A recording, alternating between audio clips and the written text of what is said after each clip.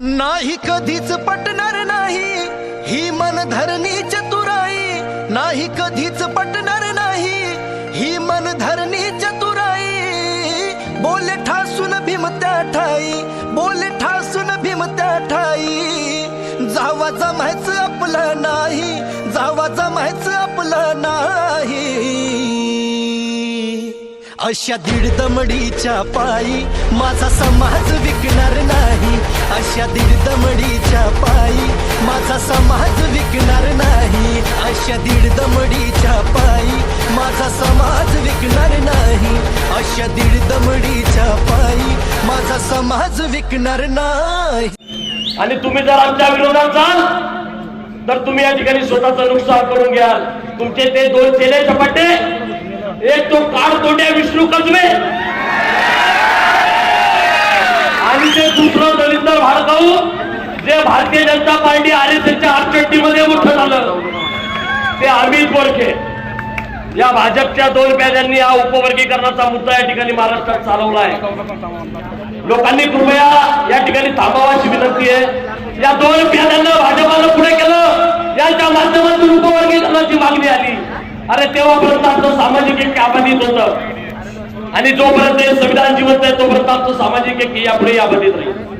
पण मी मातम समाजाला या मोर्चाच्या माध्यमातून आव्हान करतोय, तुम्ही या दोन भामट्यांच्या नादी लागू नका। हे सगळ्या समाजाला घेऊन डुबणार आहेत, हे सगळ्या समाजाचं वाटोळं या ठिकाणी करणार आहेत। तुम्ही संविधानासोबत जर राहिलात तर त्याच दिवशी तुमची या ठिकाणी प्रगती होणार आहे, नाहीतर तुम्ही लवकरच या ठिकाणी मातीत गाडले जाणार आहे। ही ताकद संविधानाची आहे, हा विचार बाबासाहेब आंबेडकरांचा आहे आणि तो आम्ही या ठिकाणी स्वीकारलेला आहे। 1 तारखेला 1 एप्रिल 2026 ला या ठिकाणी बदल समितीचा अहवाल तुम्ही मंत्रिमंडळासमोर आणला। 10 एप्रिलला रात्री GR आला की उपवर्गीकरण हवंय का नको तुमच्या हरकती नोंदवा। 10 तारखेला तुम्ही हरकती नोंदवायला सांगताय, अरे 14 तारखेला आमच्या बापाची जयंती होती, आम्ही आमच्या बापाच्या जयंतीत व्यस्त होतो। अरे 10 तारखेला आम्ही शहरात झेंडे लावतो, बाबासाहेब आंबेडकरांचे पुतळे सजवतो, आम्ही विहारांना रंगरंगोटी करतो।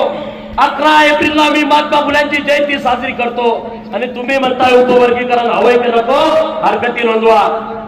जर महाराष्ट्र सरकार अशा पद्धतीचा खेळ जर आमच्या सोबत खेळत असेल तर या सरकारच्या नाकेनं वाढल्याशिवाय इथली संविधान जनता कदापि स्वस्थ बसणार नाही, इतकी ताकद या भीमसैनिकांमध्ये।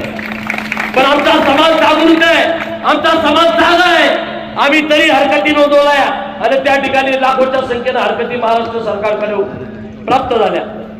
लगेच त्या हरकतींवर सुनावणी होणार होती, पण आज 2 महिने उलटले, 3रा महिना सुरू आहे, अजूनही राज्याचे मुख्य सचिव त्या हरकतींवर सुनावणी का घेत नाही? बदल समितीचा अहवाल कुठे घातला? अजूनही तो जाहीर होत नाहीये। बदल समितीच्या अहवालात नेमकं दडलं काय? तर सरकारचं एक काळपण, सरकारचं एक संविधान विरोधी धोरण या ठिकाणी आम्ही निश्चितपणाने हाणून पाडू। संविधान विरोधी जर भूमिका सरकार या ठिकाणी घेत असेल तरी भीमाची लेकरं, बाबासाहेबांची लेकरं अशाच पद्धतीने या ठिकाणी रस्त्यावर येतील आणि संघर्ष करतील, हे आज या मोर्चाच्या माध्यमातून मी सांगू इच्छितो।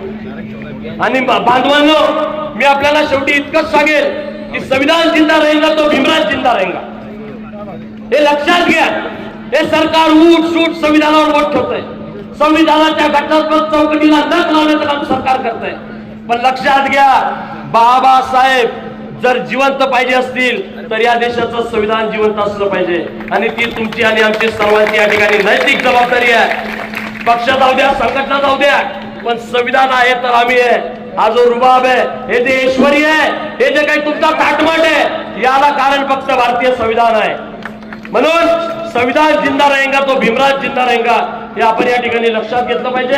आरक्षण उपवर्गी करणाऱ्या सरकारचा या ठिकाणी मी निषेध करतो आणि आपल्या सर्वांना या ठिकाणी धन्यवाद देतो। आपण मोर्चाला उपस्थिती दिली, धन्यवाद। जय भीम, जय संविधान। यानंतर गुलाबो सपकाळ या ठिकाणी बोलतील अशी विनंती करतो।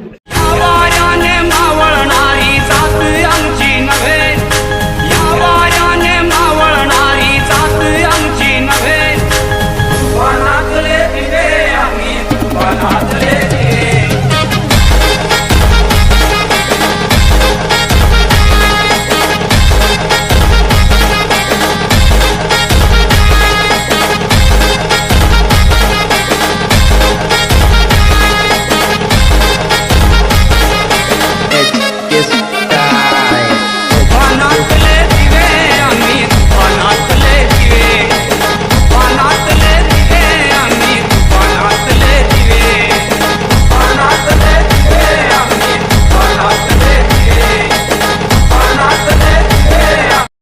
subscribe now and press the bell icon. Never miss an update.